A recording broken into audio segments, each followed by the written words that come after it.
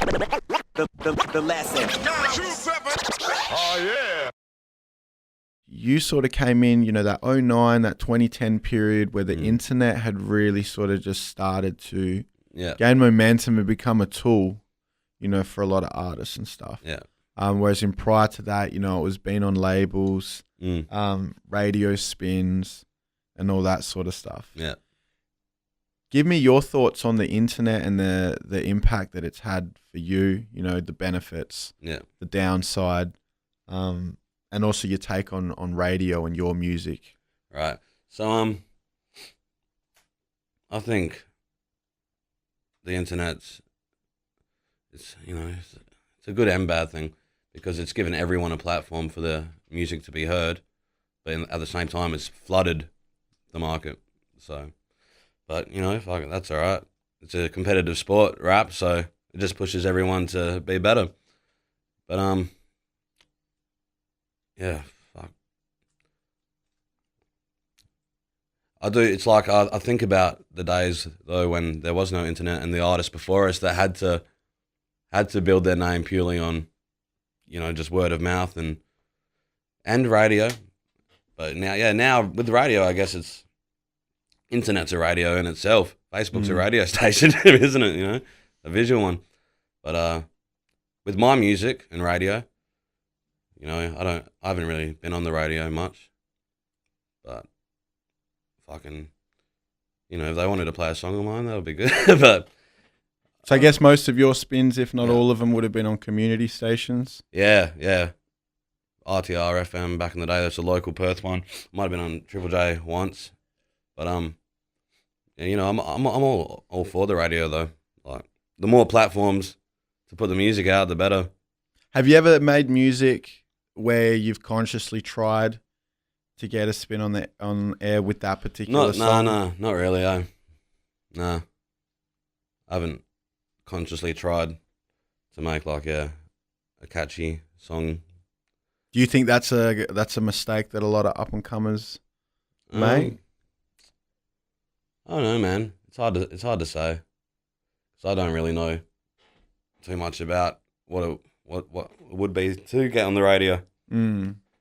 But fuck, I just say I'm gonna write what I want to write, and if it can get on the radio, sick. And you're like completely independent. You're not on no labels. No. So how are you finding the independent grind for yourself? Well, yeah. So far, it's like the thing is I've never really released an official album, so I've never really had to worry about distribution and all that side of things. So it's kind of been not too hard. You just send shit out yourself. But I'm with the album, like I can't get into it too much, but I am in talks with trying to get distro and stuff like that. So that that would be good. So everything up until this point has pretty much been mixtapes and online. Yeah, bro. Yeah. Yeah, wow. You see, that's very different to, the artists that you probably grew up listening to. For sure, man. Yeah. Where do you reckon it'll go from here? Well, in terms of like Australian rap.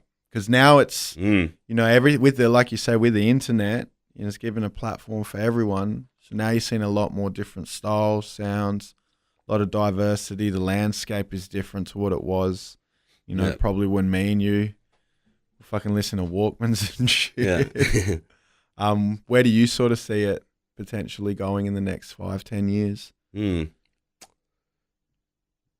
don't know, man. It's like, it could... No, fuck, it won't. I think, it could take the American mumble rap style, but I don't think it will. I think we have a lot of sub-genres in our hip-hop, and I think there's room for all of it. Like, why not? People like listening to different shit. So, I reckon, but at the forefront, though, I think it'll be similar to now, I reckon, in 10 years, hopefully.